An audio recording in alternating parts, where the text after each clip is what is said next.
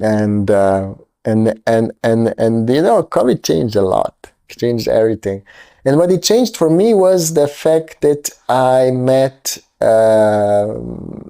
Steve Bass during COVID. Who was this? You know, Steve Bass is this visionary who democratized editing. Like, he was responsible for Avid Media Composer. And actually, I trained on Steve Bass's method. I also finished that Avid Media Composer training.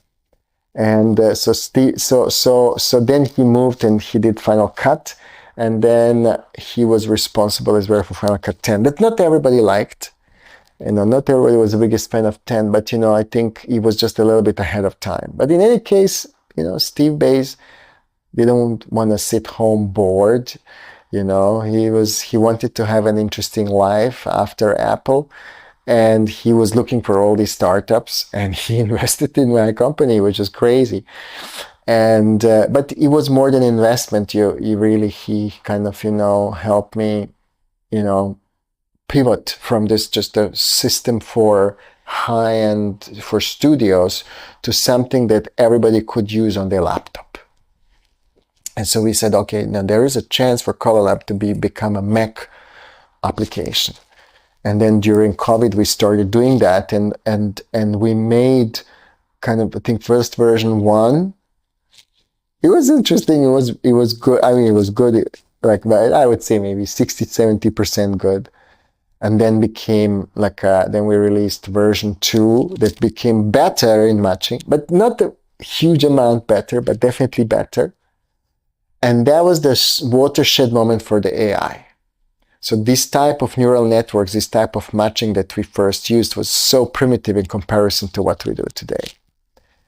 And then, you know, when we switched from version 2 to version 3, I mean, this was a complete rewrite. This was not the same software, not a single line of code was the same anymore. We had to, you know, recreate everything, including the neural network. But because we did it already, it took a shorter amount of time. We were not like on discovery process. We were an improvement path. And that's usually shorter than discovery, because you kind of already think, okay, no, we know we understand what we need to do. We were just, you know, the deep neural networks appeared, and the breakthrough for us was an encoder and decoder that would adapt itself, you know, to these new deep neural networks and tokenizing systems that we used for those. And that was a break. Once we introduced that, things just suddenly exploded, like in terms of the quality, in terms of performance. And then the company gained, you know, huge amount of new users.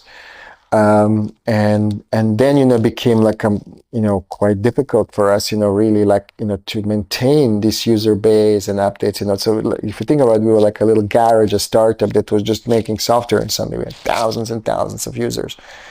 We made the software also very affordable, very cheap, which kind of, you know, more users, more problems, you know.